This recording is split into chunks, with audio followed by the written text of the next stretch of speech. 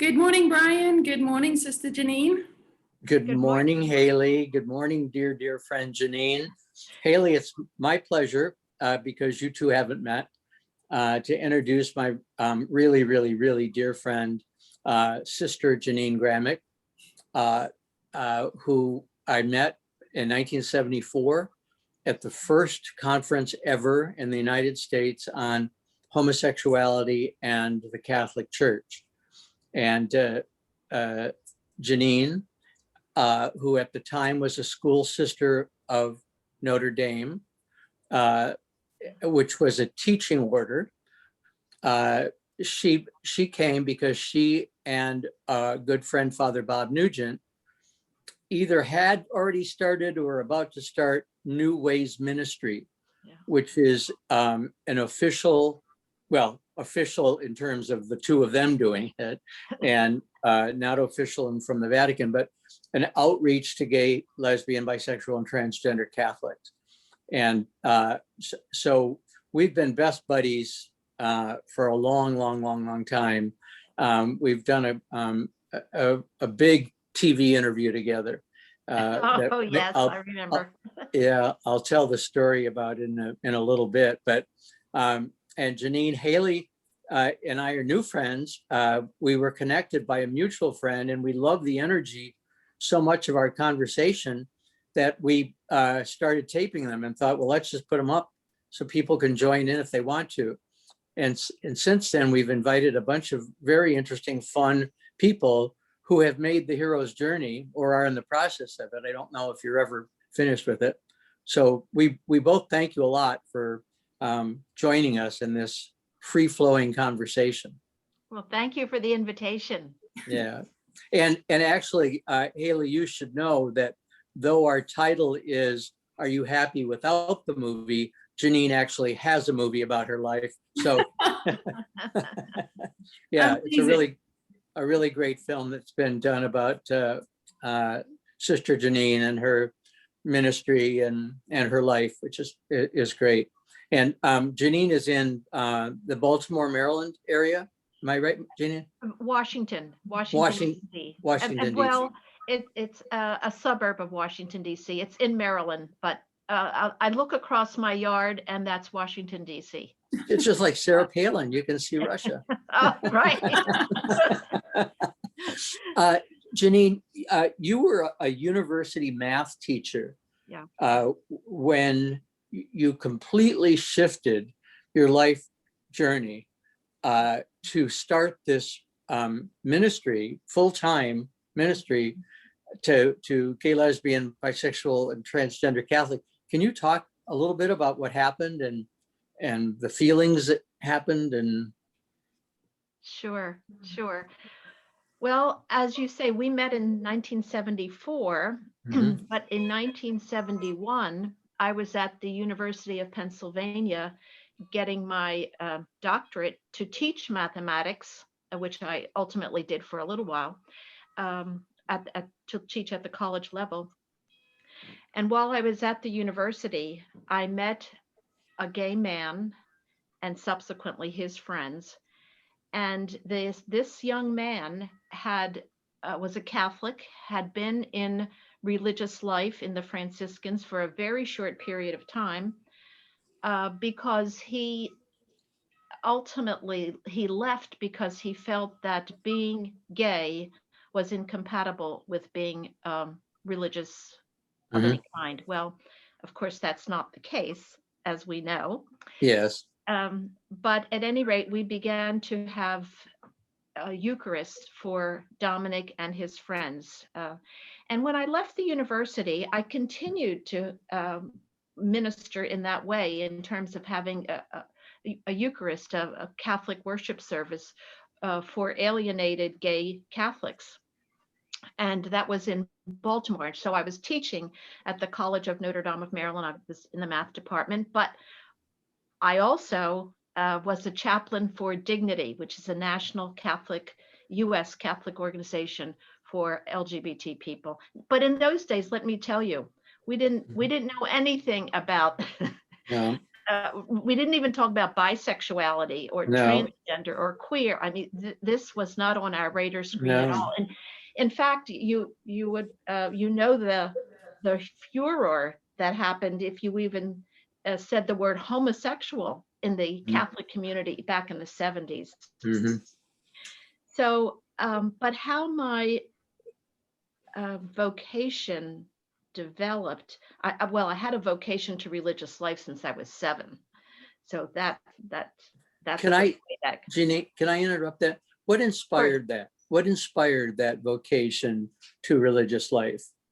Who were your influences, and how did you start that journey into a spiritual path?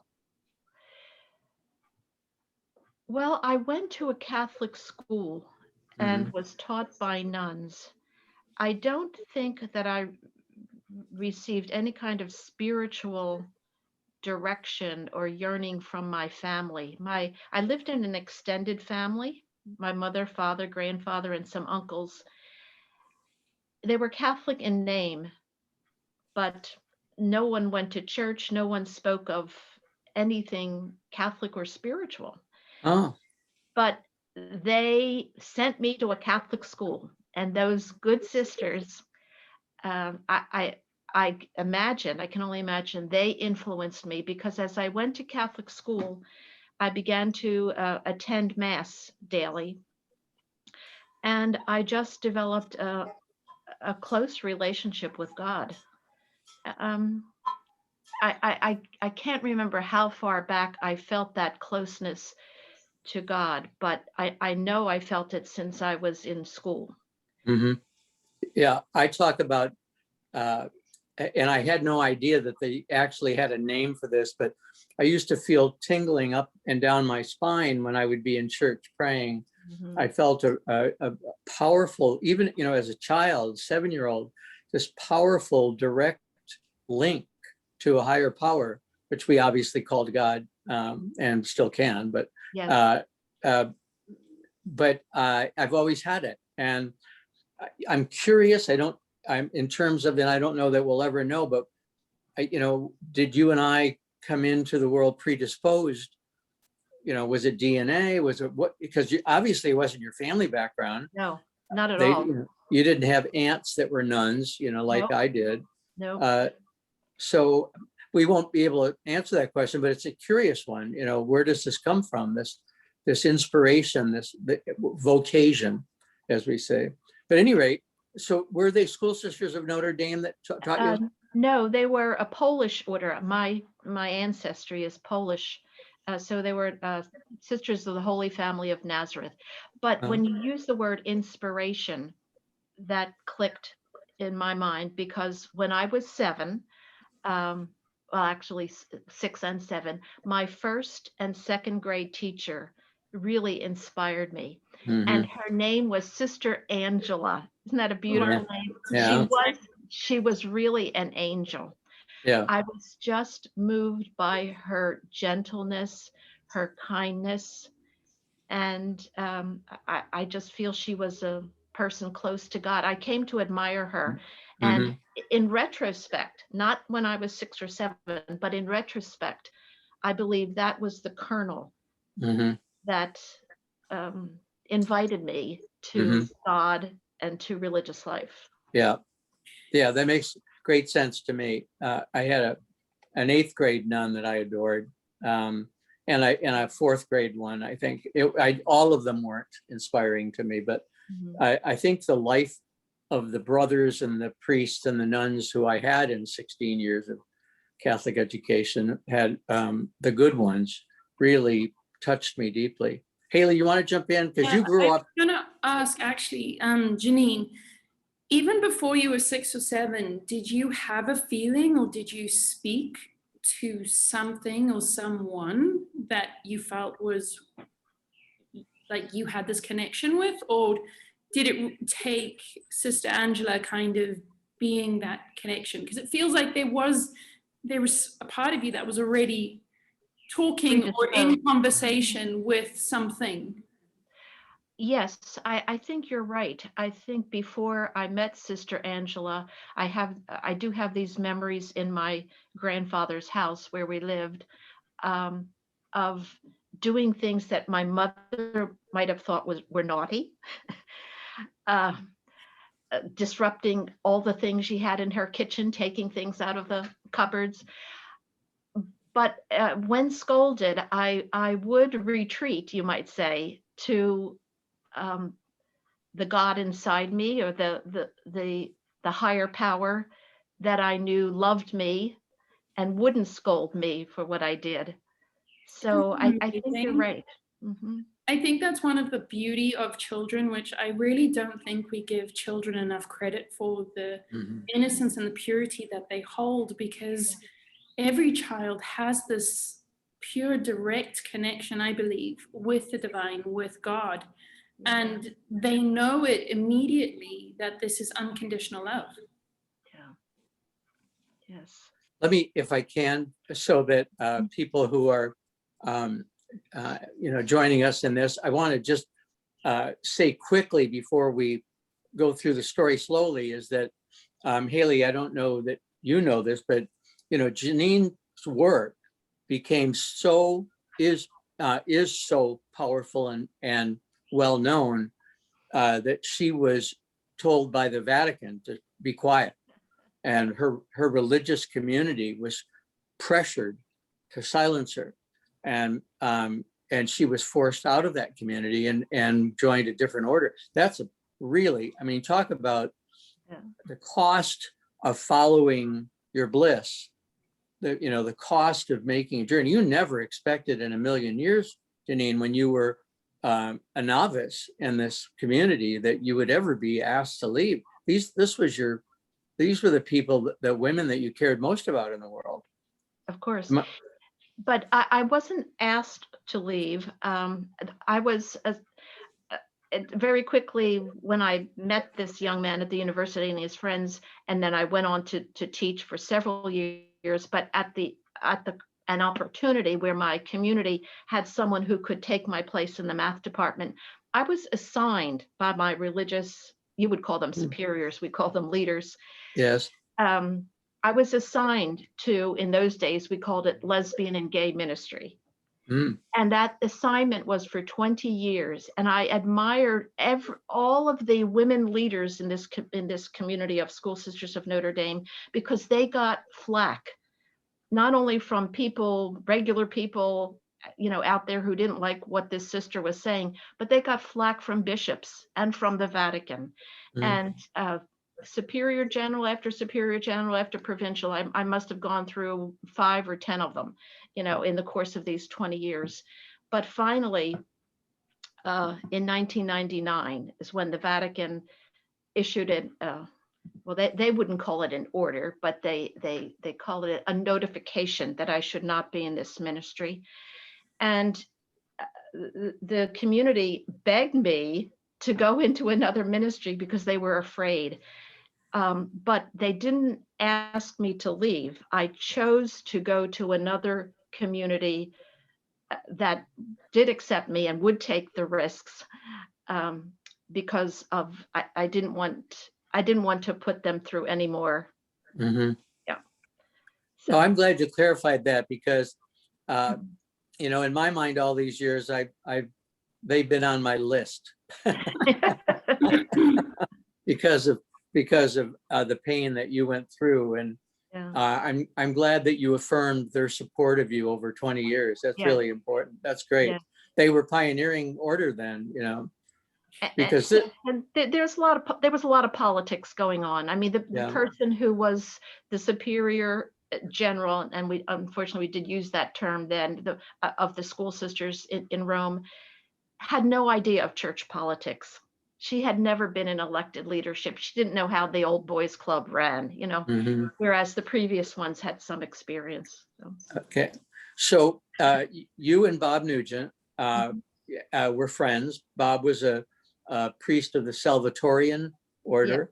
Yes. And you started this organization, New Ways Ministry, and the uniqueness of it was that Dignity was a gay and lesbian Catholic organizations with lay leadership, basically, even though they had chaplains.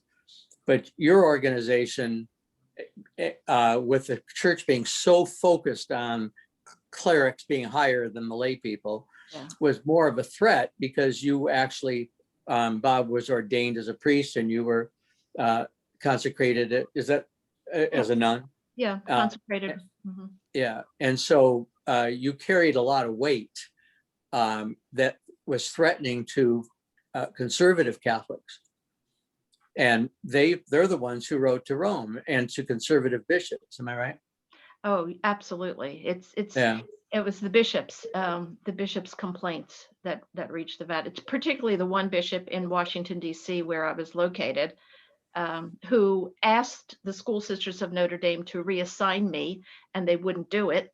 And then he went to the Vatican to have it done. So Who is that again? that was Cardinal Hickey. He's now deceased, but we had friends who worked in the chancery in his office, and we have a letter that he wrote to the Vatican saying, "At the risk of trying your patience, I write to you once again and ask you to put pressure," I think that's the word he used, "on Sister Jeannine's superiors to remove her from this ministry." Jeannine, what were you doing, and what was, that was so threatening? That was considered so threatening. Well, what we were doing is really going, Father Nugent and I were going around the country giving workshops, educational workshops. I always felt since I met this young man that the root problem for lesbian gay people were heterosexual people, or not necessarily heterosexual, were the attitudes toward lesbian and gay people. So we were going around the country talking about attitudes, feelings, how we should welcome lesbian and gay people into the community. The bishop in Washington wasn't concerned about that at all. But he's saying, "But do you tell them that what they are doing is wrong?" And we said, "Well, we do present." He was concerned about the church's teaching on sexual ethics, not about the church's teaching on social justice, because which really trumps. Oh, I hate to use that word. I hate it too. It has a whole new meaning. Which overrides. Yeah, it's hard to play bridge now. At any rate, he was only concerned about the sexual ethics teaching. And we said, well, we do present what the official church says. We also present the opinions of theologians who disagree with the official teaching on sexual ethics, the liberal and the moderate theologians, and they all disagree with the teaching. Even the moderates disagree with the teaching about the sexual activity. At any rate, he was not happy. He said, "Well, do you tell them that these theologians are wrong?" And we said, "No, we don't. We talk about the church's teaching on conscience, and we tell people that you need to use your conscience." Well, because of that, he thought we should not be doing what we were doing. So that began his campaign. Even though the church teaches that conscience is the primary guide for decision making. Yes. The difference, Hayley, I was active at the same time as a lay gay Catholic, but I could say whatever I wanted to without worrying about being disciplined, because I wasn't part of any community. The church really had no authority over me. I mean, they fired me. Yeah, that was your discipline. Yeah, I was fired from the Catholic paper for affirming that I was gay and starting the Detroit chapter. But after that, then one of the things that happens, I think, on the hero's journey is that once you leave opprobrium, once you leave the approval, then you really can fly as far and high as you want. Jeannine has had to, in order to maintain, because there are gay Catholics who really need somebody who is associated with the church in an official capacity to say to them, your life has value. God loves you as you are.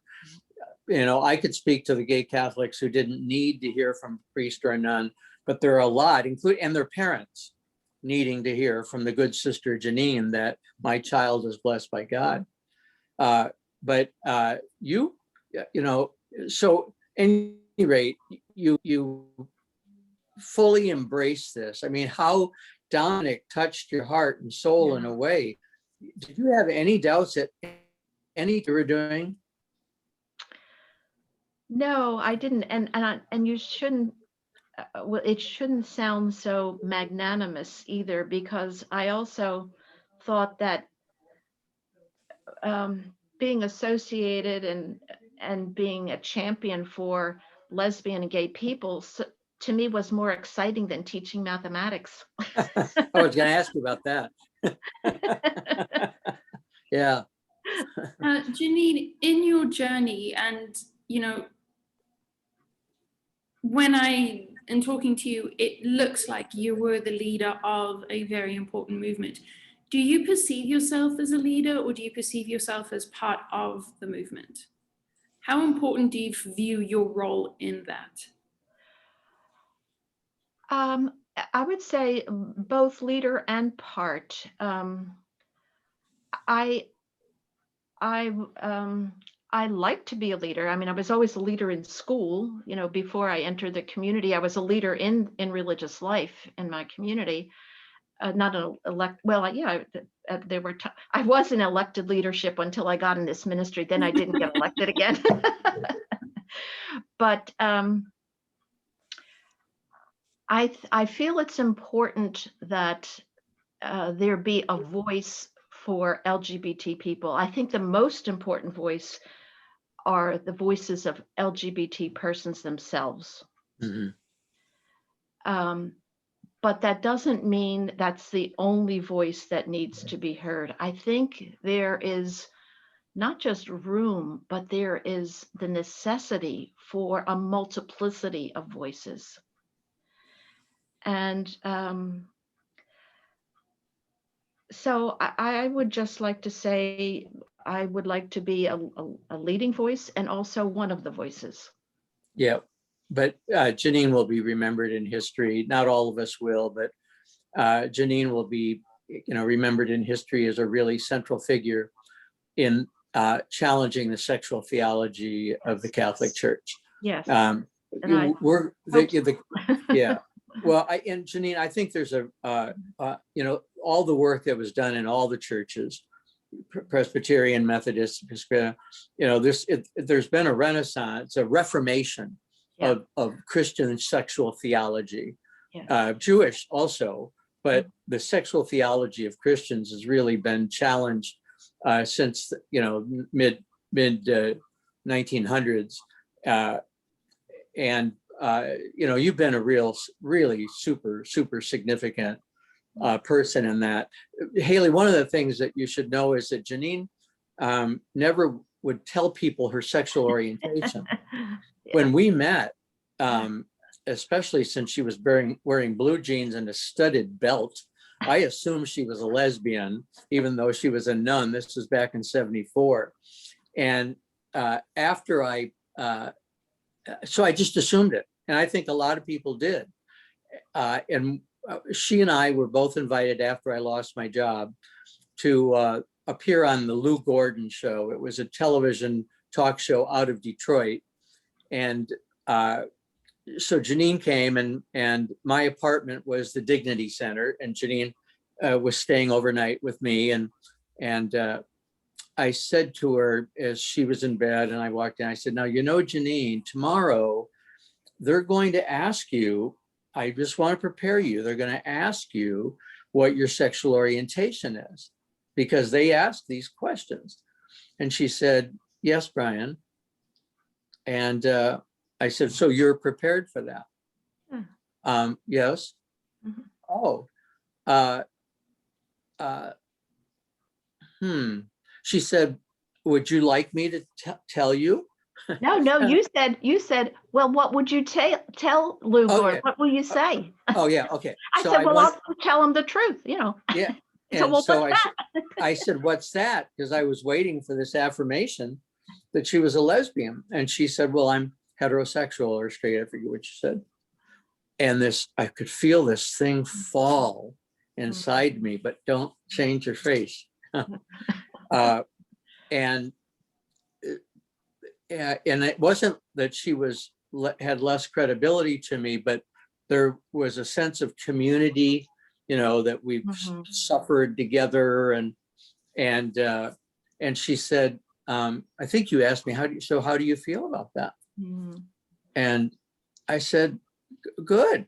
But I could tell from your face it wasn't good. Well, but that it wasn't a big deal. It was shock for me. I was shocked. And but she continued to really not talk about it because she didn't want people to feel that if I tell them I'm straight, they'll think I don't have any credibility, right? Is that right, Jeannine? And if I tell them that I'm gay, I won't have any credibility and it'll be a lie. So, just let them guess. Yes, when I started to work with Father Bob Nugent, he did not he didn't think that he did not want to make his sexual orientation known, and actually it would be ridiculous if he didn't and I did. I mean, people would say, why one, not the other? So it was partially to support him, and then I used some of his reasoning. It made sense to me. But over the years, when I look back, Brian, I think the real reason, the main reason I should say for me, is that I so often recalled that night at the Pink Palace. That's called the house where Brian lived. And I did not want to disappoint people. And if people wanted to think that I was a lesbian, that's fine. If that would give them hope and strength and encourage them, that's fine. If people wanted to think I was heterosexual, that was fine too. It didn't matter to me. What mattered was how people could be helped and given hope. Sorry. Go ahead. Hayley. I was going to ask, how do you navigate that, as your own person? Because I understand that there's a lot of this, which is your work, but behind the work is you. So how do you, as a human being, with your connection to God, how do you navigate this? Because on the one side, and I'm not sure of the timing here, but on the one side, you have sort of the Vatican and people coming down from that side saying, you can't talk about these certain things, and you can't, if you want to be a part of our group, you can't do this. But also on the other side, to Brian's point, if you're not really LGBT, then how do you have room to talk? So how did you manage to navigate that in such a graceful way? I think it comes down to justice and equality and rights. You don't have to be a doctor to know and talk about health. But you would respect, of course, the doctor's opinion. But you don't have to be a lawyer to know and talk about legal matters. I don't have to be a politician to be interested and talk about politics. So there are experts, and I think the LGBT people are the experts on the issue.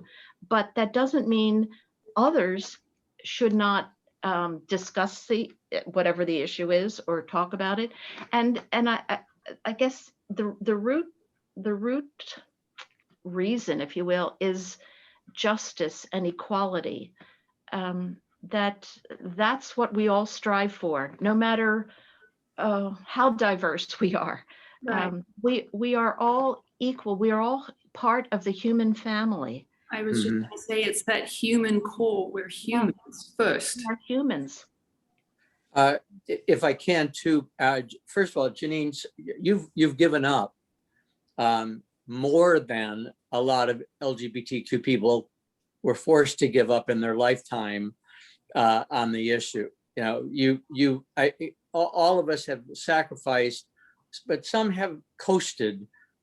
You've paid your price. You've paid your dues to do what you're doing. I mean, you haven't gotten special treatment. No. And I say that LGBTQ people are authorities on their own lives. They're not necessarily authorities on homosexuality or church teachings, or, they can tell their story and no one can tell it as well as they. Right. But beyond that, they may not know. I mean, there are a lot of gay people who have no idea what transgender is about, and so you're much more sophisticated on that. But Hayley, one of the reasons that Jeannine and Bob have been so successful, Bob has died, but was that they would have annual conferences, and they would invite to these conferences as speakers bishops and theologians who would go on record in support of the normalcy, the goodness, the sanctity of lesbian and gay people loving and expressing that love sexually. And that was really threatening to the bishops, because she was churning up, she was giving voice to and publishing books. She actually, there's a bishop in Detroit, an auxiliary bishop, Thomas Gumbleton, that Jeannine nurtured, on his journey to be a straight ally, powerful one. Allies generally don't get above the auxiliary bishop. If they push too fast before they get, consecrated as bishop, they don't make it. But we do have some allies now who are cardinals. That's wonderful. And that's your work. I mean, it just would not have happened if you hadn't done your work. I mean, and they could listen to you across the table easier than they would me, right? Yes. Hayley, I'm sorry, Hayley was. Yeah, I was just a good segue into the question I was going to ask. In all of the work that you have participated in and led, have you seen a softening in the Vatican, but the overall Catholic religion towards different humans? Yes, I saw a great softening, that's a good word, in attitudes among Catholics in the United States and Western Europe.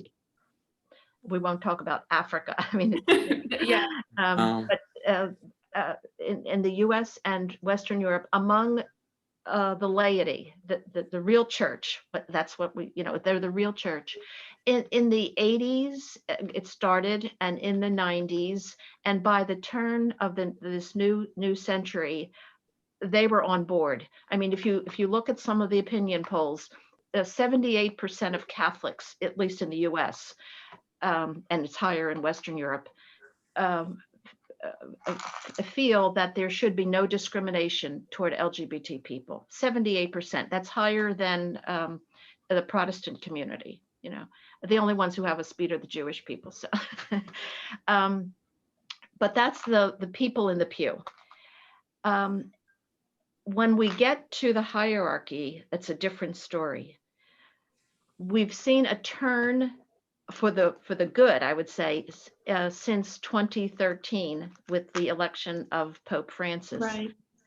But not with the U.S. bishops, because the U.S. bishops, most of them that we have now, not all, but most of them have been appointed or were appointed under the two previous popes, and they're very conservative. So we have a lot of work to do here. It was easier for Bob and me in the 80s and the 90s with the bishops that we had. There were more liberal bishops in those days than there are in these days. But is that right? This is still our task. Yeah. Is that right, Jeannine? I mean, even in Detroit, where we had done so much work, and Dignity was celebrating Mass in Catholic facilities for years and years, along comes an auxiliary bishop and stops it, says no more. And so Dignity got kicked out of every Catholic, although I think Marygrove College is still allowing them to God bless the nuns at the IHMs at Immaculate Heart Mary nuns at Marygrove. Jeannine, I want to make sure we get this in before Sure. we run out of time, and I don't know what time, but there's a new book out that I'd like you to talk about, if you would, piggybacking on this whole issue of whether or not you were lesbian. There are lesbian nuns, and Yes, there's there a are. new book out about that. And can you? I just happen to have it here. Yeah, good for you. And so Sacred Stories of Lesbian and Queer Nuns. Now that's a new addition to your vocabulary and to mine. Yes. Was there people who really pushed you to add that word to the title? Yes, actually, there are, there are 23 stories in here of women religious who are just phenomenal. I mean, they're so beautiful in terms of their dedication, their spirituality, and their sexuality. The sexuality is a wonderful thing. And they're celibate, I should say, and that's what people are always concerned about. Oh, anyway.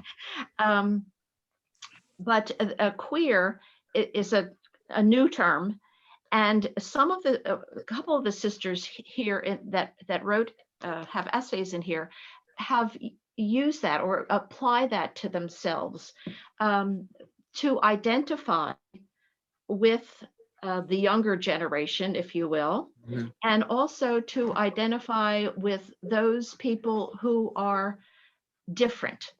And as one of them says, well, aren't we all queer? I mean, being a nun is queer. You know, it's something that's unusual, different. Right. Now, so yes, we were kind of approached and said, well, we need to put that word in there. Do you self-publish your books? This is published, yes, by New Ways Ministry. Through And I can tell everyone how to order it. Just go to our website, www.newwaysministry.org. And we'll include a link at the bottom too. Pardon? In the comments for this video on YouTube, we'll leave a link so people can click on the link. Oh, great. Great. Jeannine, are you familiar with, are there any transgender nuns whose stories you've heard? No, but we religious are talking about transgender persons and admittance of transgender, I guess say transgender women into religious life. So it is a topic of conversation in nun circles, but I do not know of any transgender nuns. Go ahead, Hayley. I was just going to ask Jeannine to hold up the cover of the book a little bit, because there's two words that I really love on this cover. Three words: love, tenderly, sacred. And I was, to me, those words really conjure up the divine feminine. And, having nuns obviously embodying these words, love, tenderly, sacred, regardless of their sexual orientation or whether they're nuns or not nuns, I think is amazing. And I think thank you so much for putting this book together. You're welcome. You're welcome. Thank you for the opportunity to share this with everyone. Yes. And there are others. I mean, people can go directly to Amazon and just click on Love Tenderly, right? They could. However, I would encourage people to go to the New Ways Ministry website, because maybe people don't want to buy the book, but when you go to the website and you see this, there are shorter articles that you could download, or you could read them online. There's a booklet written by a sister. It's a shorter booklet that you could also read or download. There are blogs that lesbian sisters have written. There are many more resources that you will find there. What's the biggest thing you've given up in this process? What's the biggest sacrifices you've had to make? I think the biggest sacrifice is when we were in formation, we were told about the temptation of human respect. Have you ever heard that term, or is it just a nun's term or a religious term? Human respect is a temptation that I would do something because I want to be respected. I want to be held up. It's the temptation to ambition. Mhm. It's and I think what I've given up, as my father said, why don't you just stay at the college and teach and, be I would be a reputable nun, Mhm. or a teacher or a professor, and be in this society that whatever. So to me, what I've given up is the respectability um, of the establishment. Mhm. And you may say that's not important, and I guess in the long run it isn't, but that's what I have sacrificed. Mhm. Jeannine, in your way of being, what is the difference between spirituality and religion? Or is there a difference? When you say religion, I think of organized religion. So spirituality is much more basic. I think everyone is spiritual. Everyone has a spiritual nature. And I think, if not all, I think most of us want to share that spiritual nature so that when I pray, I'm in tune with my God. But I also like to pray and be in tune with my God with other people. And when one does that, or when many human beings have done that, then they become organized, I think, into a religion. So I look upon religion as maybe organized. It's not organized. Well, I guess it is organized spirituality, but it should be something that leads us to our higher power. And Mhm. too often these organized religions don't do that. Mhm. So I stay Catholic. People often ask, well, why do you stay Catholic? I stay Catholic to get my church on board to be what it should be. Mhm. Because you lose credibility in the church when you leave the church. Yes. Yeah. There's a national newspaper, Hayley, called National Catholic Reporter. And, Jeannine can get things in there that she would have trouble getting in if she was, left the sister community and left the church. I don't think that's the case. I think the National Catholic Reporter, they don't distinguish whether you're a nun or not nun, but whether you have something to say. But you would have more access to them than I Yes, would. I have access. That's Yeah. right. Mhm. Yeah. That piece that I sent you about the Vatican saying that they wouldn't bless, God doesn't bless sin. Yeah. You could write that and have and the National Catholic Reporter would, publish it. Well, they haven't published everything I've written, so No. no. No. Jeannine, what is the most important thing in your daily practice now? Or The most the important most important thing that you do in your daily practice now? spiritually or for the ministry? Or both? Okay, well, spiritually, the most important thing I do is to be alone with my God every morning and pray. In terms of the ministry, well, the most important thing I'm doing right now is to try to make known this book. But there are other things. We are trying to, because people have said, this is so good. What about a book of stories of gay priests? We've read a lot of about gay priests, but we've never had the sacred stories of the priests. So that's something in the future. But one thing I'm trying to do is to organize the liberal bishops in our country to turn the church, the the institutional church, not all of the people because they're already there, but the institutional church, to turn them around and get them to follow Pope Francis's program. Mm. And his program is one of welcoming, to call people in from the highways and the byways, that we are all welcome. So, yeah, that's what I'm trying to do. Amazing. I think it's perfect timing, and obviously perfect in the time and place that you are in the Catholic religion at this point. Looking forward, Jeannine, on your own journey, personally, your community, a lot of it is the staff of New Ways Ministry. Yes. Is that right? Right. And so do you feel full support? Do you have a support group that makes you feel, I can do this? Do you get tired? I get tired. I get tired because I'm getting older.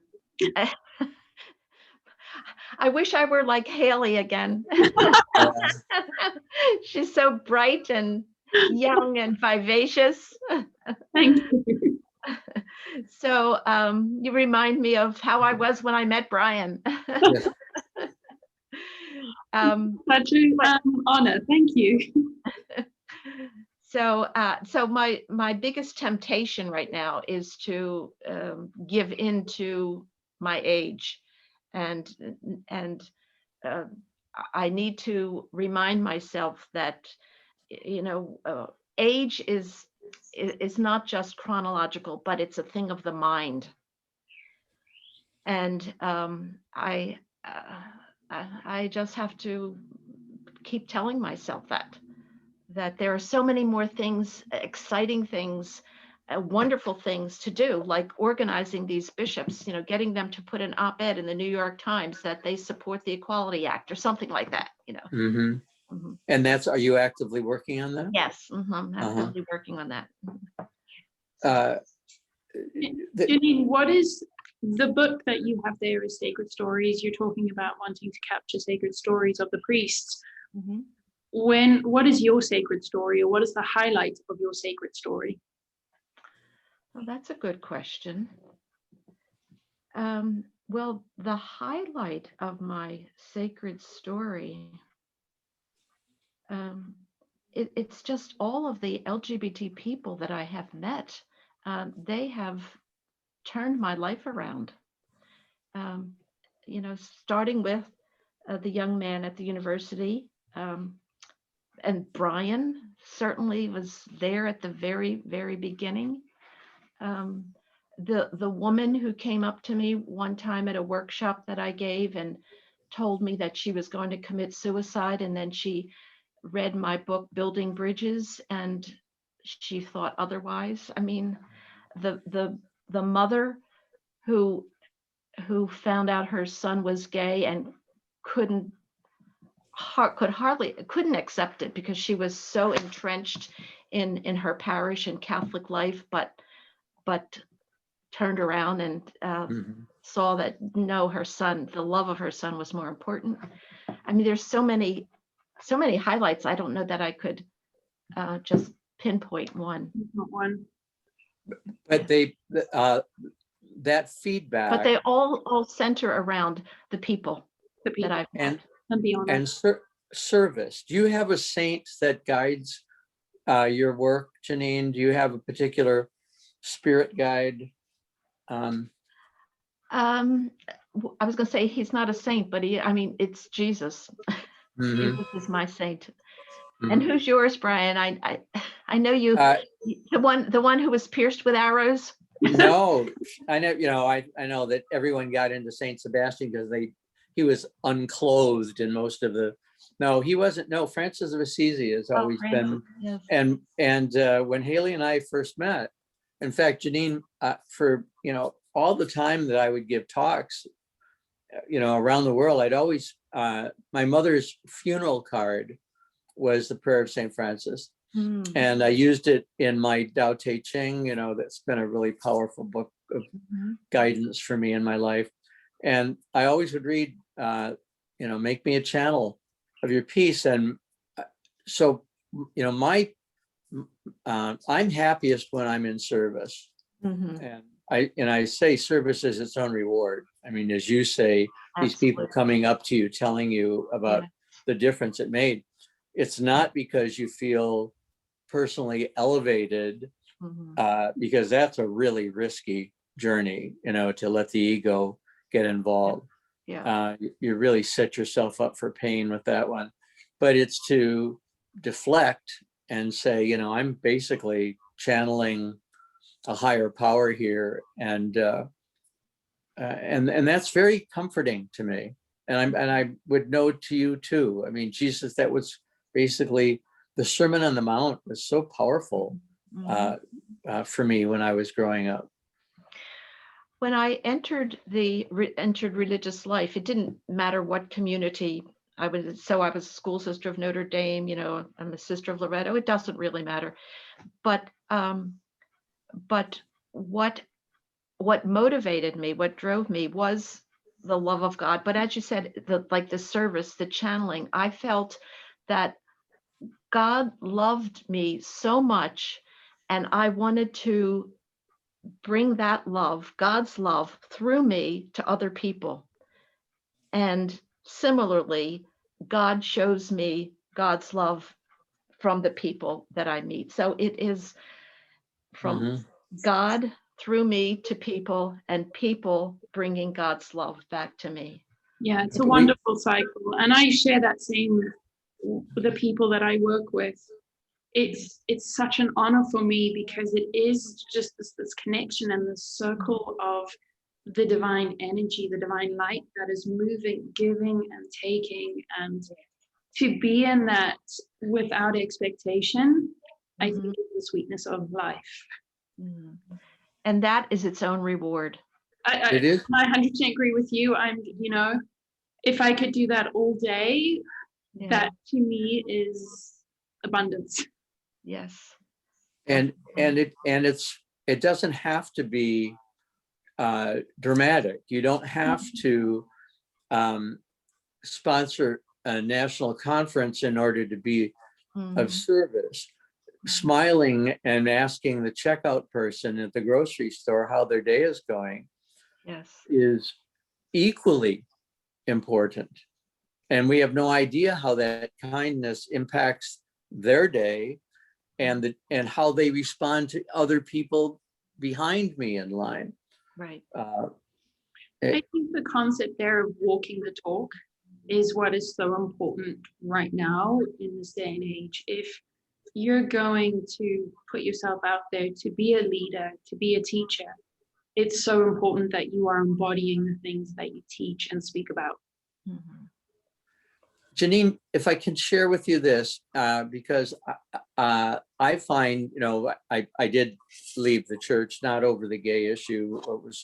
I struggled with the Nicene Creed. There was things that I couldn't say any longer that I believed in. Me too.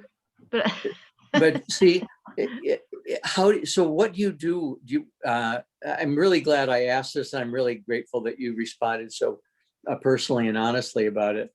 When you're saying it, or you just not say the words, because I loved the Mass, and I've worked through in my mind all, I'm past the anger, and I'm but well, now you don't have to say the Nicene Creed. You can substitute the Apostles' Creed. It's just a statement of belief in God, right. belief in. Well, that's where religion, I think, religion starts creating its dogmas. Yes. And people want the sense of community, right. So they embrace the dogma, right, even if they don't believe it. Exactly. And spirituality, I feel, is without dogma. Yeah. You're not forced. And Pope Francis is trying to get the Catholic worldwide church to go back to its roots, which is get rid of this dogma. Only came into existence in the 3rd, 4th, 5th century, and then the leaders of the church latched onto that instead of latching onto the gospel and Mhm. and the works of Jesus and what he was telling us how we should live. Mhm.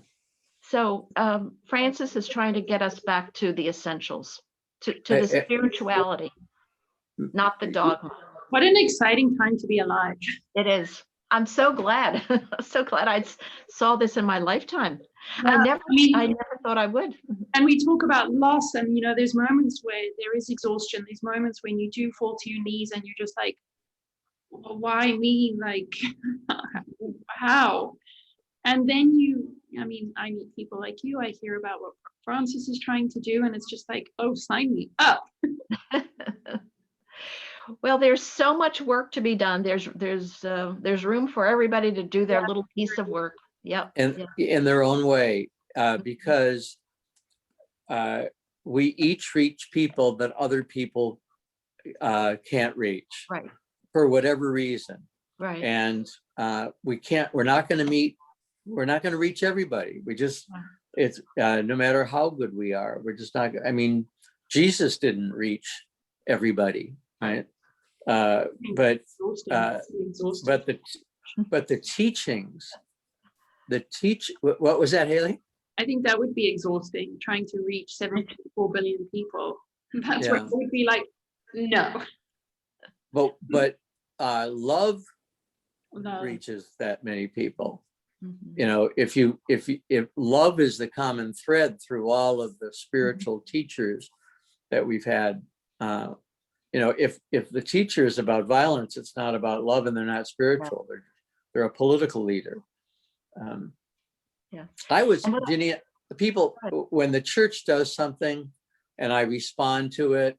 When the institutional church, That's because right. the church That's is right. all of us. Yeah. That's right. Thank you for the clarification.